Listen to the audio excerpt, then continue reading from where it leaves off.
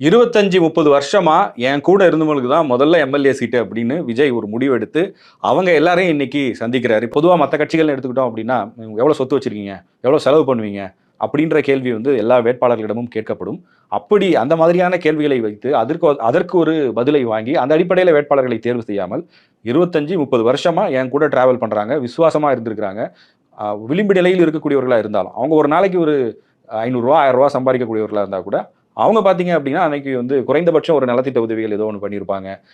அந்த பகுதியில படிக்க முடியாத பசங்களுக்கு ஹெல்ப் பண்ணியிருப்பாங்க. அப்படிப்பட்டவர்களை அங்கீகரிக்கணும் அப்படிங்கிற அடிப்படையில தான் மாவட்ட செயலாளர்களாவே அவங்கலாம் நியமிக்கப்பட்டாங்க. இப்ப திமுக, அதிமுக போன்ற கட்சிகள்ல ஒரு மாவட்ட செயலாளர் அப்படின்னா, அவர் எவ்வளவு பெரிய அளவுக்கு செல்வந்தரா இருப்பார்ன்னு எல்லாருக்குமே தெரியும். எனக்கு தெரிஞ்சு தேமுதிகவுக்கு பிறகு இன்னைக்கு தாவேகால தான் இந்த மாதிரி ரொம்ப பொருளாதார நிலையில பின்தங்கியவர்கள், இல்ல விளிம்பு நிலை சமூகங்களை சேர்ந்தவர்கள் நெறைய பேர் வந்து மாவட்ட செயலாளர்களா வந்திருக்காங்க. அதே மாதிரி சட்டமன்ற உறுப்பினர்களா வரக்கூடியவர்கள், வேட்பாளர்களா நிறுத்தப்படக்கூடியவர்களும் அந்த மாதிரி நபர்களா இருக்கணும். அ அடுத்தடுத்த கட்டங்கள்ல வேற கட்சிகள்ல இருந்து வந்தவங்களுக்கும் சீட் குடுக்க போறாங்க. அதாவது முன்னாள் அமைச்சர்கள், முன்னாள் எம்எல்ஏக்கள் அவங்களுக்கும் சீட் இருக்கு. அதே நேரத்தில தொழிலதிபர்களா இருக்கவங்களுக்கும் நல்ல பண பலம் இருக்கக்கூடியவர்களுக்கும் சீட் தர தான் போறாங்க. பட் அதில பிரியாரிட்டி இருக்குல்ல. யார வந்து முன்னாடி நிறுத்தணும், யாருக்கு ஃபர்ஸ்ட் சீட் குடுக்கணும் அப்படிங்கிறதுல இத்தன வருஷமா எந்த எதிர்பார்ப்பும் இல்லாமல் விஜய்க்காக உழைத்தவர்களுக்காக முதல் அங்கீகாரம்னு சொல்லி குடுத்துருக்காங்க.